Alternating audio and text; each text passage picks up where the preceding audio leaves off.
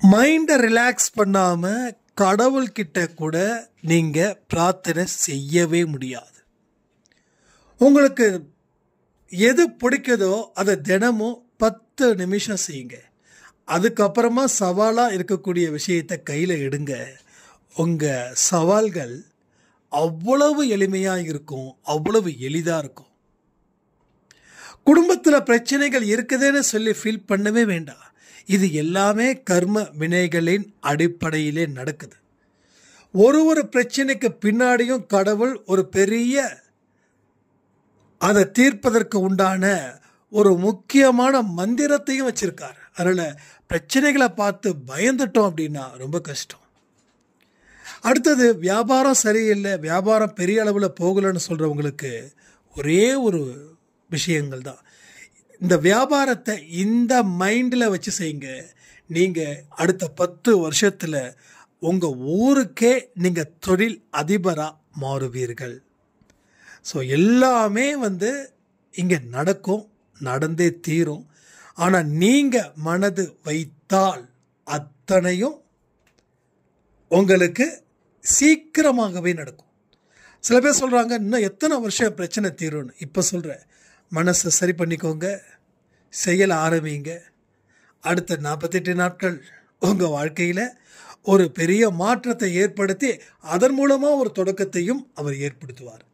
நீங்கள் நினச்சது ஒன்று, பட் அதை தாண்டி நிச்சயமாக பெறுவீர்கள். ஏன்னா சாய்ப்பாட குழந்தைங்களாக நீங்கள் இருக்கிறதே ஒரு தகுதி தானே.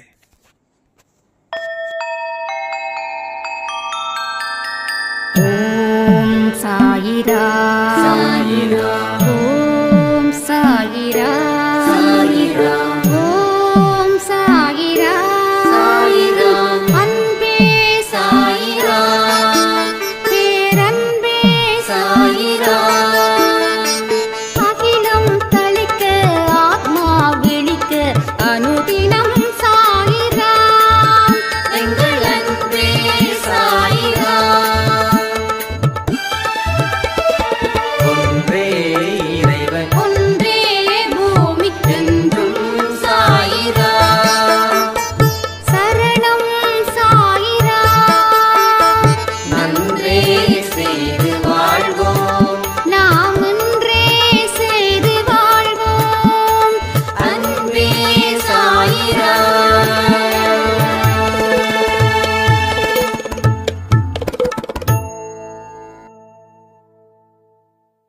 சாய்ராம்.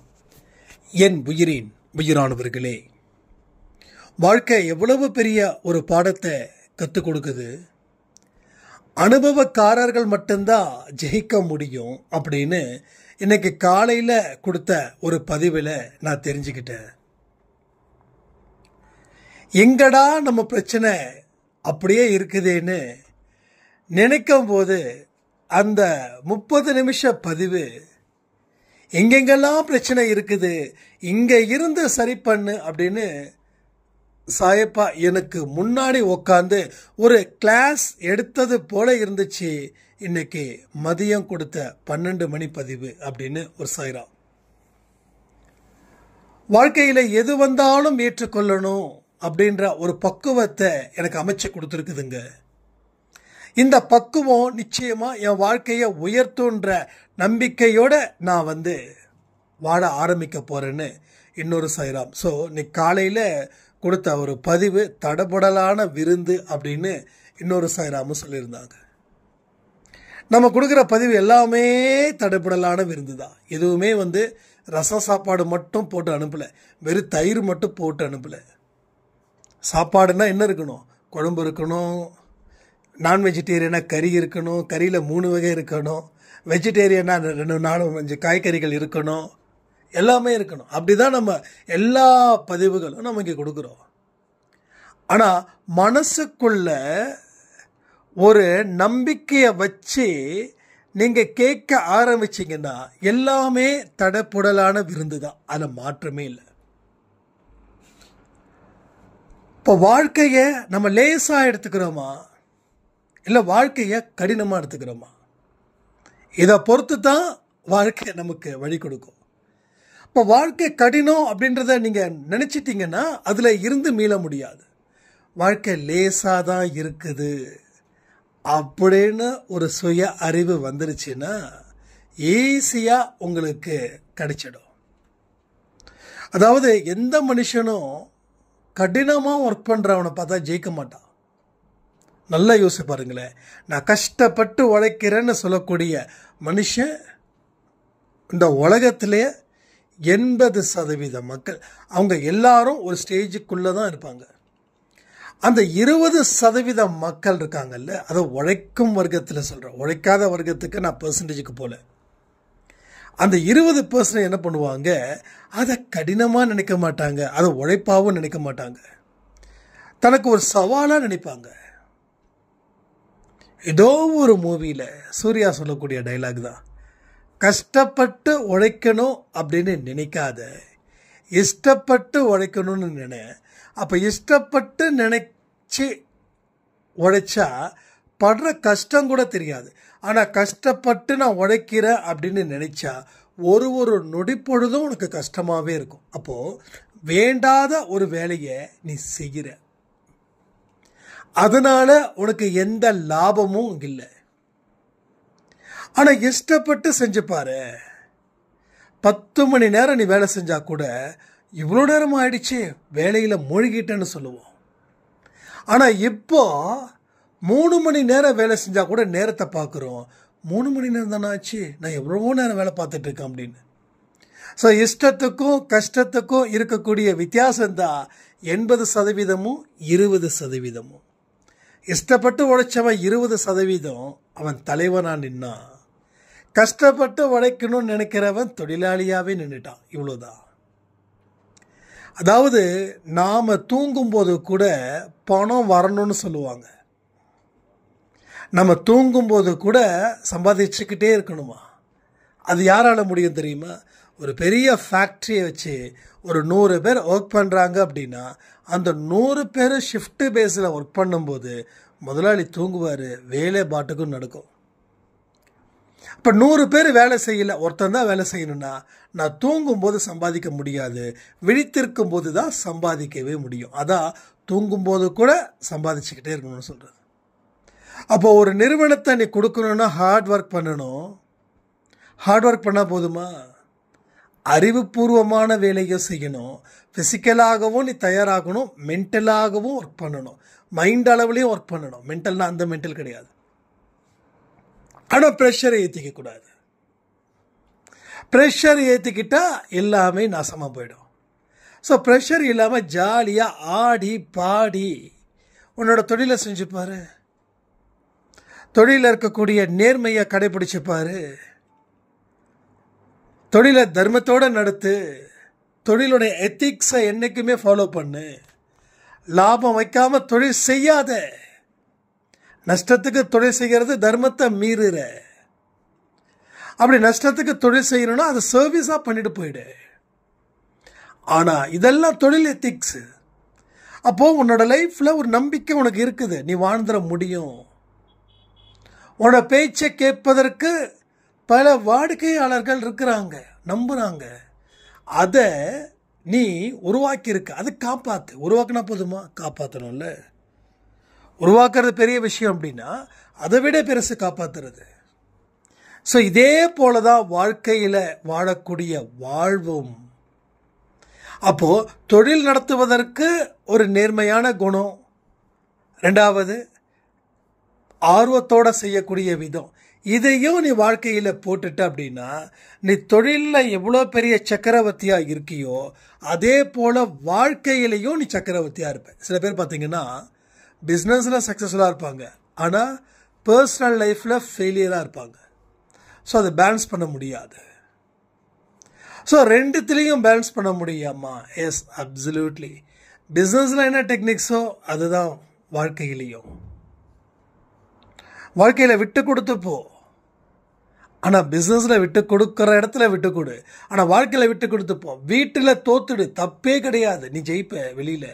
ஆனால் வீட்டில் தோக்கக்கூடாதுன்னு நீ நினச்சிக்கிட்டனா நீ வெளியில் கண்ணா பின்னான்னு தோத்துட்டுக்குன்னு அர்த்தம். நீ வீட்டில் அதிகாரம் பண்ணுறனா வெளியில் அடிமையாக இருக்குன்னு அர்த்தம். நல்லா யோசிச்சு பாருங்க, இப்படி நடக்குதா இல்லையா அப்படின்னு. ஸோ எங்கேயாவது அந்த கோபத்தை வெளிப்படுத்துவான். வெளியில் கோபத்தை வெளிப்படுத்த முடியாது. வெளியில் அவன் கோபத்தை வெளிப்படுத்தினா அவனுடைய நிலைமை மோசமாக போயிடும். அப்போ வீட்டுக்குள்ளே அவன் கோபத்தை வெளிப்படுத்தினா அவனுக்கு எந்த பிரச்சனையும் வராது. அதனால வீட்டில் அவன் எப்படி இருக்கான்? புலியாக இருக்கான், வெளியில் எலியாக இருக்கான். ஸோ எல்லா இடத்துலையும் இருந்து பாரு, உன் வாழ்க்கையில் ஒரு பெரிய இடத்துக்கு கடவுள் உன்னை அழைச்சிக்கிட்டு போவார். அப்போது வீட்டில் இருக்கிறவங்க கிட்ட நீ அலட்சியப்படுத்தினா உன் வாழ்க்கை முடிஞ்சிருச்சுன்னு அர்த்தம். ஸோ எல்லாருமே மக்களாக பாரு, எல்லாருமே ஒரு ஆன்மாவாக பாரு, மனுஷனாக பார்க்காத. இது என் பொண்டாட்டி, இது என் புருஷன், இது என் குழந்தை, நான் என்ன சொன்னாலும் ஏற்றுப்பாங்க, என்ன செய்ய சொன்னாலும் செய்வாங்க, ஏன்னா என்னை விட்டால் அவங்களுக்கு வர வழி இல்லைன்னு அவங்கள அலட்சியப்படுத்தினா அவர்கள் சில நாட்களுக்கு பிறகோ சில வருடங்களுக்கு பிறகோ உங்களை அவர்கள் அலட்சியம் செய்வார்கள். என்ன கொடுத்தியோ அது கிடைக்கும், எதை நீ கொடுக்குறியோ அது உனக்கு தான். ஸோ வீட்டில் இருக்கிறவங்களுக்கு மரியாதை கூட உனக்கு மரியாதை கிடைக்கும். வீட்டில் இருக்கிறவங்களை கேவலப்படுத்த உன்னை அவர்கள் சரியான நேரம் பார்த்து கேவலப்படுத்துவார்கள். அப்போ 2 இடத்துலையும் ஒரே மாதிரி இருந்துட்டா வாழ்க்கை பாடத்தை இன்னும் சூப்பராக படிக்கலாம். ரைட்டா? முதல்ல எல்லாத்துக்கும் அடிப்படையாக இருக்கிறது ஃபேமிலி. ஃபேமிலியை நான் ரொம்ப நேசிக்கிறேன், சீரியஸாக சொல்கிறேன். அதனால தான் அன்பே சாய் மேலே ஒட்டுமொத்த என் உசுரையே வச்சுருக்கேன். இங்கே ஒவ்வொரு ஃபேமிலி எவ்வளவு கண்ணும் கருத்துமாக இருக்கணும் தெரியுமா? உங்களுக்கு கணவர் சரியில்லை அப்படின்னா கணவரை மட்டப்படுத்தாதீங்க. கணவர் சரியாவார்ன்ற நம்பிக்கையோட அவருக்கு மரியாதை பண்ணுங்க. பல பிரச்சனைகளை நம்ம அப்படிதான் ஹேண்டில் பண்ண முடியும். ஸோ குடும்பத்தில் பிரச்சனைகள் இருக்கத்தான் செய்யும். இது கர்ம வினைகளால் வந்தது தான், அதில் எந்த மாற்றமும் இல்லை. ஆனால் அந்த கர்மா உங்கள் மூலமாக வந்தது தான். ஓகே, அந்த கர்மா யார் மூலமாக வந்தது? உங்கள் மூலமாக வந்தது. ஸோ உங்களுடைய செயல்கள் தான் உங்களுக்கு எதிர்வினை ஆற்றிக்கொண்டு இருக்கிறது. இதில் சந்தேகமே வேண்டாம். நாம் நிறைய விஷயத்தை அக்செப்ட் பண்ண மாட்டேங்கிறோம். நான் நிறைய பதிவில் சொன்னது ஒன்று தான். ஸோ ஏன் அதை அக்செப்ட் பண்ணுறதுல அவ்வளோ கஷ்டம்? இதே போல தான் இந்த வருஷம் ஸ்டார்டிங் நினைக்கிறேன், ஒரு சாய்ராமுடைய கண்ணீர் நிறைய ஆடியோ கொடுத்துட்டே இருந்தாங்க. சரி, இது என்ன தான் கேட்கலாம் அப்படின்னு சொல்லி கேட்கும்போது நிறைய ஒரு 10-15 ஆடியோ, எல்லாம் 2 நிமிஷம் 3 நிமிஷம். ஒரு ஆடியோ ஒட்டுமொத்தமாக கொடுத்தாங்கன்னா கூட கேட்டுடலாம். ஒரு நிமிஷம் வரும், காலில் கட் ஆகும், போகும், வரும், இது மாதிரி ஆடியோ கொடுத்துட்டே இருந்தாங்க. அப்போ நான் ஒரே விஷயத்தை சொன்னேன், நீங்கள் அக்செப்ட் பண்ணுங்கம்மா அப்படின்னா அது எப்படிப்பா அக்செப்ட் பண்ண முடியும்? நம்மளை சுற்றியும் கெட்டவர்கள் நிறையா இருக்கிறாங்க தெரியுமா உனக்கு அப்படின்றாங்க. அந்த கோபம் வெளிப்படையாக இருக்குது, அதை நான் தப்பு சொல்லவே இல்லை. ஏன்னா அந்த கோபத்தை நான் அலோவ் பண்ணுறேன், ஆனால் அதை புரிஞ்சிக்கக்கூடிய தன்மை இல்லை. நான் ஒன்றே ஒன்று சொல்கிறேன், நீங்கள் நான் சொல்கிறத கேட்குற மாதிரி இருந்தால் தான் என்னால் பேச முடியும் அப்படின்னு சொல்லும்போது ஆடியோவிலே இந்த விஷயங்கள் நடக்குது. 10 வருஷமாக இருக்கக்கூடிய பிரச்சனை எவ்வளோ? 10 நிமிஷமாக இருந்த பிரச்சனை அந்த ஆடியோவில் கொடுத்து, அன்னைக்கு நைட்டே நான் உங்களுக்கு ஒரு ஆடியோ கொடுக்குறேன்னு சொன்னேன்.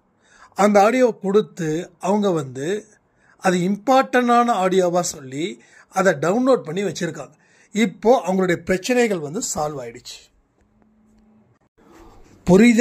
புரிதலாக இருக்க வேண்டும். நல்ல டீப்பாக புரிஞ்சுக்க முயற்சிகள் செய்யுங்க. பொறுமையோட நிதானத்தோட அதை ஃபாலோ பண்ணுங்க. ஸோ எமோஷ்னலில் நம்ம மூளை நிஜமாக சொல்கிற ஆரோக்கியம் இல்லாமல் இருக்கு. உடம்பு ஆரோக்கியம் இல்லைன்னா என்ன நடக்கும்? நோய் வரும். மனசு ஆரோக்கியம் இல்லைன்னா என்ன நடக்கும்? துன்பம் வரும். மூளை ஆரோக்கியமாக இல்லைன்னா என்ன நடக்கும்? சரியான வழிகாட்டுதல் தெரியாமல் திகைச்சு போய் நிற்கும். அப்போது எல்லாமே இங்கே டோட்டலி லாக் ஆகுது, எல்லாமே, எவ்ரிதிங். அப்போ நீங்கள் இதுலேருந்து என்ன கற்றுக்க போகிறீங்கன்றது முக்கியம் தானே. காலையில் என்ன பதிவு கொடுத்துருந்தோம் 12 மணிக்கு. ஸோ துன்பம் இருக்குது, துன்பத்துக்கு பின்னாடி இருக்கக்கூடிய பாடம் இருக்குது.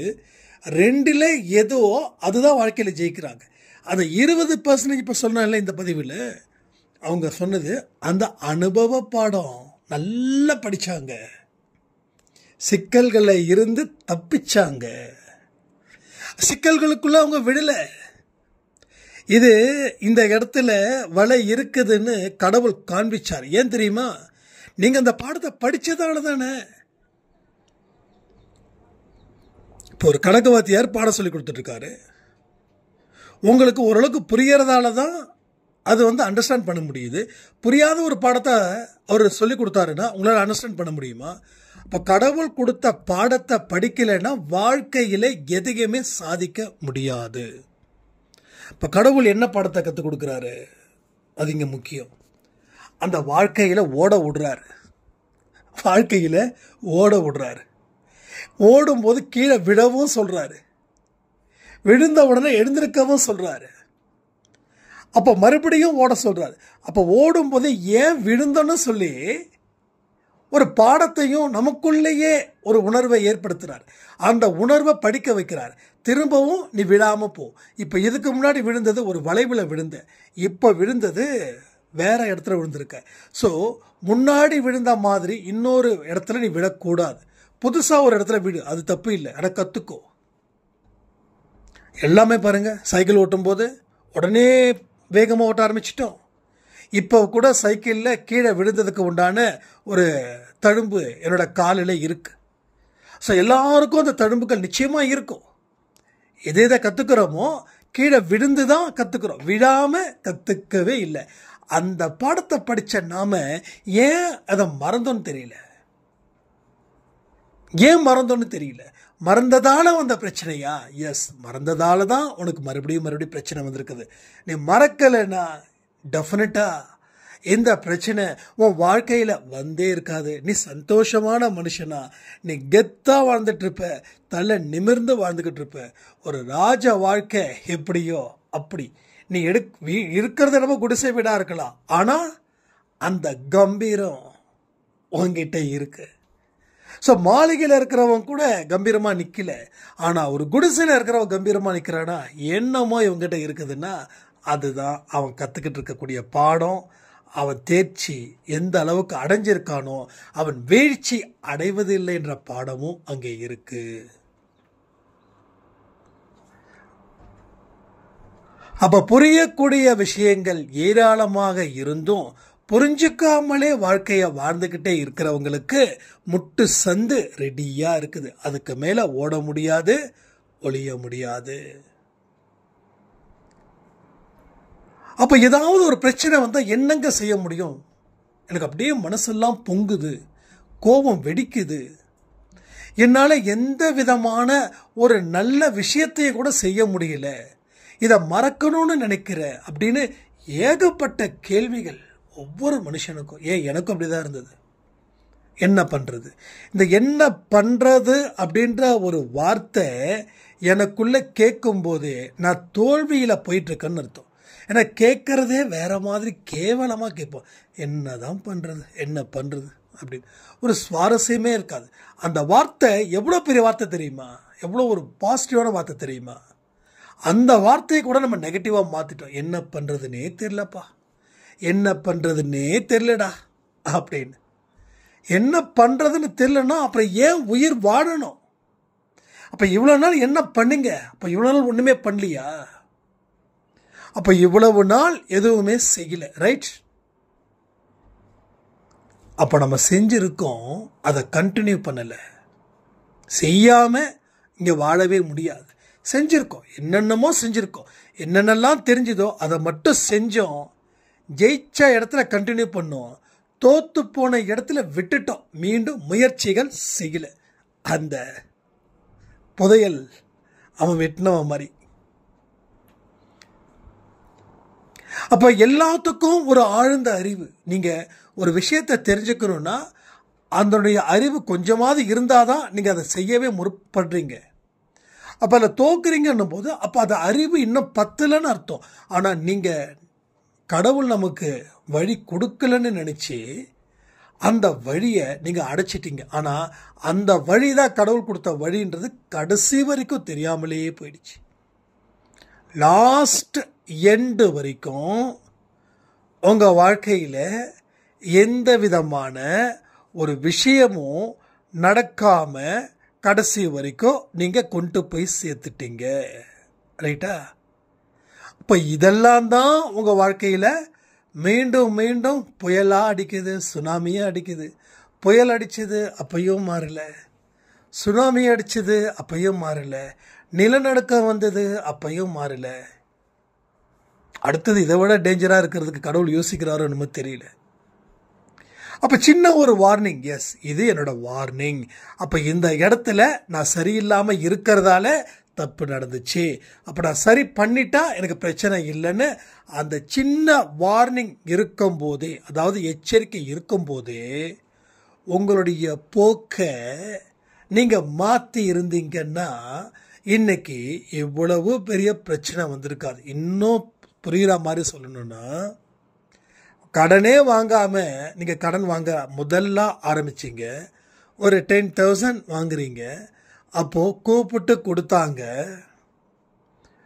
3 மாசம் ஆயிடுச்சு கொடுக்க முடியல, திருப்பி கேட்டாங்க. அப்போ என்ன பண்ணியிருக்கணும்?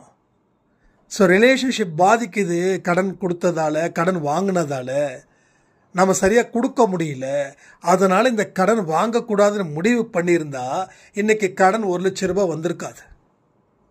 அப்போ வாங்க பழகிட்டோம், அவன் கேவலமாக பேசினாலும் அதை ஏற்றுக்கவும் பழகிட்டோம், மறுபடியும் புதுசாக வாங்குகிறோம்.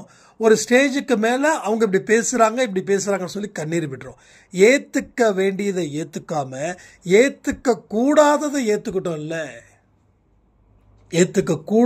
ஏற்றுக்கிட்டோம்ல. அதனால தான் வாழ்க்கையில் இவ்வளவு பிரச்சனைகள். அப்போ அந்த அம்மாவுடைய கதையை நான் சொல்ல விட்டுட்டேன்னு நினைக்கிறேன். அதுக்குள்ளே ஒரு ஃபோன் கால் வந்ததால் டிஸ்டர்ப் ஆகிடுச்சு.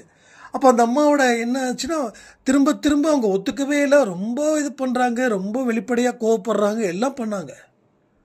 நான் திரும்ப திரும்ப சொல்கிறேன், நான் பேசுகிறத கொஞ்சம் நீங்கள் கேட்டிங்கன்னா நான் பேசுகிறேன், இல்லைன்னா நீங்கள் தொடர்ந்து பேசுங்க அப்படின்னு சொல்லி பேச விட்டும்போது இல்லை தம்பி சொல்லுங்கள், சாரி, யார் மேலேயும் இருக்கிற கோபத்தை உங்கள் மேலே காட்டிட்டேன் அப்படின்னாங்க. இல்லைம்மா, கோவம்லாம் பட வேண்டாம், நீங்கள் கோவப்பட்டாலும் நான் பெருசாக அதை எடுத்துக்கல. அப்போ அந்த அம்மாட சொன்ன, பொறுமையாக நிதானமாக முதல்ல நடந்த விஷயத்துக்கு ஓகே பண்ணுங்கன்னு. அது எப்படி ஓகே பண்ண முடியும்? மறுபடியும் ஹார்ஸாக பேசுகிறாங்க, அந்த வலி இருக்குது, நான் இல்லைன்னு சொல்லவே இல்லை, ஒரு ஹெவி பெயின் ஜாஸ்தியாக இருக்கு. அப்போ நான் திரும்ப திரும்ப சொல்கிறேன், இல்லைம்மா இது மாதிரி முதல்ல ஏற்றுக்கோங்கன்னு சொல்கிறேன். ஏற்றுக்கிட்டு ஒரு 2 நாள் கழித்து நீங்கள் சேட் பண்ணுங்க, இல்லை ஆடியோ கொடுங்கன்னு சொல்கிறேன். அதே மாதிரி 2 நாள் கழிச்சு, தம்பி ஏற்றுக்கிட்டேன்ப்பா. அன்னைக்கு இருந்த அந்த ஆவேசம் அடுத்த 2 நாளில் அந்த ஆவேசம் இல்லை. அப்போ நீ ஏற்றுக்காத வரைக்கும் தான் பிரச்சனை, ஏற்றுக்கிட்டா பிரச்சனையே இல்லை. ஸோ வெற்றியோட முதல் படி ஏற்றுக்கோ. ஒரு அவமானம் வந்துதா, ஏற்றுக்கோ. ஒரு தோல்வி வந்துதா, ஏற்றுக்கோ. ஏற்றுக்கிறத தாண்டி வேற என்னையா வெற்றி? ஸோ ஏற்றுக்கோ, அக்செப்டன்ஸ். இப்போ என்ன செய்யணும் அப்படின்னு கேட்டாங்க. இப்போ என்னென்னலாம் சால்வ் பண்ண முடியும் ஒரு லிஸ்ட் எடுங்க. அப்போ அதுலேயே உங்களுக்கு சந்தேகம், இதெல்லாம் இருக்கே, இல்லை இன்னும் இருங்க. நான் ஆரம்பத்தில் இருந்து வரணும். அதாவது ஒரு இடத்துக்கு போகணும்னா உச்சியை பார்க்கக்கூடாது, கீழே பாரு. நீ உச்சியை பார்த்துட்டேன்னா நீ அங்கேயே கிரகிச்சு போய்டும், இவ்வளோ பெருசான இதெல்லாம் இல்லை. முதல் டார்கெட் என்ன? முதல் படி. அடுத்த டார்கெட் என்ன? 2வது படி. நீ 100வது படியை டார்கெட் பண்ண முதப்படியே ஏற மாட்டேன், முடிஞ்ச வரைக்கும் ஏறு. கால் வலிக்குதா, கொஞ்சம் உட்காரு. மறுபடியும் 10 படிக்கட்டுக்கு ஒரு தடவை ஏறி உட்காரு, அடுத்த ஒரு 10 படிக்கட்டு ஏறி உட்காரு. இப்படி ஏறி கொஞ்ச நேரம் உட்காந்து அதுக்கப்புறமா ரிலாக்ஸ் பண்ணிட்டு அதுக்கப்புறமா மூவ் ஆக யாரு வேண்டான்னு சொல்ல போற? எடுத்த உடனே நான் 100வது படிக்கல போய் எப்படி நான் உட்காருவேன் அப்படின்னு சொல்லிட்டா முதல் படியே ஏறவே முடியாது. அப்போ ஏறிக்கிட்டு இருக்கும்போது மேலேயும் பார்க்கக்கூடாது, கீழேயும் பார்க்கக்கூடாது. கீழே பார்த்தா இவ்வளோதான் வந்திருக்கமான்னு தோணும், மேலே பார்த்தா இன்னும் இவ்வளோ தூரம் போகணுமா, டயர்ட் ஆகும். ஸோ மைண்ட் அளவில் எந்த டயர்டு வந்தாலும் அது உடலை நிச்சயமாக பாதிக்கும், உடலை 100% பாதிக்கும். மைண்ட் அளவில் மட்டும் டயர்ட் இல்லாமல் பார்த்துக்கணும். இப்போ மைண்டை எப்பயுமே எப்படி வச்சுருக்கணும்? ஆரோக்கியமாக, ஹாப்பியாக, உங்களுக்கு என்னென்னலாம் சந்தோஷம் வருதோ அந்த சந்தோஷத்துக்கு அந்த மைண்டுக்கு கொடுங்க. ஆனால் தப்பான வழியில் மட்டும் அதை கொடுத்துடாதீங்க. இல்லை எல்லாருக்கும் பாடுவாங்கல்ல, பாடுங்க. 2 பாட்டு 3 பாட்டு பாடுங்க. யார் நம்ம தானே கேட்குறோம். இல்லை உங்கள் கண்ணாடியை பார்த்துக்கிட்டு நல்லா சிரிங்க. ஸோ எல்லாமே செய்யலாம். மைண்டு ரிலாக்ஸ் பண்ணணும், அவ்வளோதான். ஆனால் தப்பான வழியில் மட்டும் போயிடக்கூடாது. ஸோ தப்பான வழியில் போனால் மறுபடியும் அங்கே இருந்து இன்னொரு பாடத்தை படிக்கணும். வேண்டாம், படித்த பாடம் போதும். இதுக்கு மேலே பாடத்தை படிச்சுக்கிட்டே இருந்தால் நம்ம எப்போ ஒரு உத்தரவாதமான வெற்றியை நோக்கி போக முடியும்? ஸோ இதை எல்லாத்தையும் தான் நாம் கன்சிடர் பண்ணணும். ஓகே, இதை எல்லாத்தையும் தான் நம்ம கன்சிடர் பண்ணணும். அப்போ தான் நம்ம லைஃபோடைய அடுத்த மொமெண்ட் என்னவோ அது நமக்கு தெரியும். இல்லைன்னா அடுத்தது என்ன பண்ண போகிறோன்னு தெரியாமல் ஒரு ஓரமாக உட்காந்துட்ருப்போம். உங்களுக்குன்னு ஒரு நாலேஜ் இருக்கும். அந்த நாலேஜை நீங்கள் இம்ப்ரூவ் பண்ணிக்கிட்டே இருங்க. தம்பி, இதெல்லாம் இப்போ படித்து என்னப்பா வரப்போகுது, இதனால் என்ன லாபம் அப்படின்னு நம்ம லாபத்தை அடிப்படையாக வச்சே தான் கடவுளையும் வணங்கிக்கிட்டு இருக்கோம்.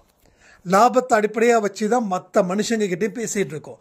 ஸோ லாபம் இல்லாத ஒரு பேரானந்த நிலை ஒன்று இருக்கும்ல, அதை நீங்கள் பயன்படுத்துங்க.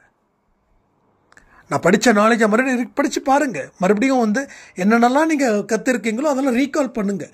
யூடியூப் இருக்குது, விக்கிபீடியா இருக்குது, கூகுள் இருக்குது, என்னென்னமோ சர்ச் மோட்லாம் இருக்குது. எல்லாமே போங்க, இன்னும் நல்லா சியர்ஸ் பண்ணுங்கள் உங்கள் மைண்டை. ஸோ எதுக்கு அப்படின்னா, மைண்டு டயர்ட் ஆகிடுச்சுன்னா பிரச்சனை. மைண்டு டயர்டாச்சுன்னா நம்ம 10 மணிக்கு ஆனால் கூட படுத்து தூங்குவோம். ஸோ அந்த மைண்டு டயர்ட்னஸ் இருக்கவே கூடாது. அந்த மைண்டுக்கு என்ன ஃப்ரெஷ்னஸ் கொடுக்குமோ கொடுத்தே ஆகணும். பசிச்சா சாப்பிட்றோம், இப்போ மைண்டுக்கும் பசிக்கும். இது மைண்டுக்கு என்ன பசினா, அதை ஆக்டிவாக ஆகிற மாதிரியான சில ஆக்டிவிட்டீஸ். உங்களுக்கு பிடிச்சதை செய்யுங்கன்னு சொல்லுவாங்க. உங்களுக்கு பிடிச்சதை தினமும் 1/2 மணி நேரம் 1 மணி நேரம் செய்யுங்க. உங்களுக்கு தொழில் தான் பிடிக்குன்னா உண்மையிலே சொல்கிறேன், நீங்கள் எக்ஸலண்ட். ஒரு பெரிய ஒரு பிளெஸ்ஸிங் நீங்கள் பொறுத்த வரைக்கும் உங்களுக்கு கடவுள் கொடுத்துருக்காரு. ஸோ எனக்கு பிடிச்சது சாப்பிட்றது தான் பிடிக்குதுன்னா அது எச்சரிக்கை.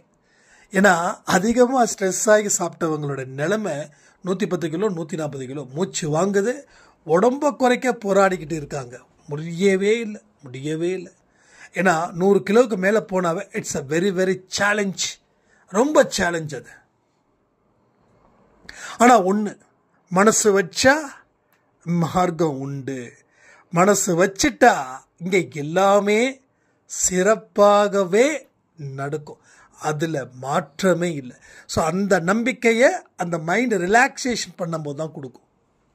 ஸோ நம்பிக்கை இல்லாமல் வாழ்வதற்கு ஒரு 10 நிமிஷம் 1/2 மணி நேரம் கொஞ்சம் ரிலாக்ஸ் பண்ணுறது தப்பே கிடையாது. ஐயோ, உங்களுக்கு பாட்டு பிடிக்குதுன்னா நீங்கள் சொல்லுங்கள், உங்கள் ஹாபிஸ் என்னன்னு சொல்லுங்கள். அப்போ எதெல்லாம் நேர்மையானதுன்றதே நம்ம பார்ப்போம். உங்கள் ஹாபிஸ் பாடுறது உங்கள் ஹாபிஸா பாடுங்க. ஒரு புதுசாக ஒரு டிஷ் செய்கிறது உங்கள் இன்ட்ரெஸ்டாக புதுசாக ஒரு டிஷ் செய்யுங்க. இல்லை என் ஃப்ரெண்டுக்கிட்ட பேசுறது இன்ட்ரெஸ்டா, அந்த இன்ட்ரெஸ்ட் மட்டும் காட்டாதீங்க. ஏன் தெரியுமா? யாருமே இன்றைக்கி ஆக்டிவாக இல்லை. ஓகேவா? அதில் ஸ்கூலோட காலேஜோட முடிஞ்சிடுச்சு. இப்போலாம் 5 நிமிஷத்துக்கு மேலே பேசினா உன் கதை எப்படி போகுது, என் கதை எப்படி போகுது, அது கடைசியில் வேறு கதையாக வேறு சோக கதையாக போய் மாட்டிக்கும். ஸோ அதுக்கு அந்த மாதிரி வேண்டாம். அதுதான் நான் சொல்கிறேன். உங்கள் ஹாபிஸ் என்னவோ அது எது உங்கள் மைண்டை ரிலாக்ஸ் பண்ணுதோ அந்த மாதிரி தான் போகணும். நீங்கள் சரி நடக்கிறதுக்கு பிடிக்குதா நடங்க. இல்லை உட்காந்து வானத்தை பார்க்கறது வெறிச்சு பார்க்கறது பிடிக்குதா பாருங்கள். வானத்தில் இருக்கக்கூடிய நட்சத்திரத்தை பாருங்கள், எவ்வளோ அழகான வானம், இதெல்லாம் பாருங்கள். இதெல்லாம் சின்ன வயசில் நம்ம நிறைய விஷயங்கள் செய்வோம். ஏகப்பட்ட விஷயங்கள் செய்வோம். இல்லை கண்களை மூடி ஒரு 15 நிமிஷம் உட்காருங்க. தியானம் பண்ணணுமா? ஆனால் தியானம் பண்ணால் எல்லாருக்கும் ரொம்ப ஸ்ட்ரெஸ் ஆகுதுன்றாங்க. எனக்கு அதுவே ரொம்ப கடுப்பாக இருக்குது. தியானம் பண்ண தம்பி ரொம்ப ஸ்ட்ரெஸ்ஸாக இருக்குதுன்னா ஸ்ட்ரெஸ்ஸை குறைக்கதா தியானம். அப்போ தியானம் பண்ணும்போது ஸ்ட்ரெஸ்ஸுன்னா அப்போ ஸ்ட்ரெஸ் மைண்டை ஏன் உட்காடுறீங்க? எந்த ஒரு செயலை செஞ்சாலும் மைண்டு ரிலாக்ஸேஷன் முக்கியம். இப்போ உங்கள் மைண்டை சரி பண்ணுறன்ற பேரில் தியானத்தில் உட்கார முடியாது. இப்போ மைண்டுக்கு என்ன தேவையோ அதை செய்யுங்க. ஒரு 15 நிமிஷம் செய்யுங்க. அதுக்கப்புறம் தியானத்தில் உட்காந்து பாருங்களேன், ரொம்ப சிறப்பாக இருக்கும். இல்லை உங்கள் பெற்றவங்க கிட்ட பேசுங்க, என்னம்மா பண்ணுறேன், என்னம்மா செய்கிறேன்னு கேளுங்க. உங்களுடைய ஸ்கூல் டேஸை ஞாபகப்படுத்தி கேளுங்க. அவங்க ரொம்ப சுவாரஸ்யமாக சொல்லுவாங்க. மைண்டு ரிலாக்ஸ் ஆகும். இப்போ தியானம் பண்ணுங்கள். 15 நிமிஷம் தியானம், கண்ணை மூடி கண்ணை திறக்கிறதுக்குள்ளே போயிடும். ஸோ திரும்பவும் சொல்கிறேன், மைண்டை மட்டும் சரி பண்ணிட்டா உலகத்தில் ஈஸியாக நீங்கள் வெல்வதற்கு உண்டான அத்தனை இடங்களும் உங்களுக்கு இருக்குது. அதனால் இதெல்லாம் புரிஞ்சு வாழ்ந்து பாருங்க. வாழ்க்கையில் மிகப்பெரிய அற்புதமான சக்தி மிகுந்த மனிதராக நீங்கள் வாழ்வீர்கள் சொல்லி இந்த பதிவை நான் முடிக்கிறேன். ஜெய் சாய்ராம்.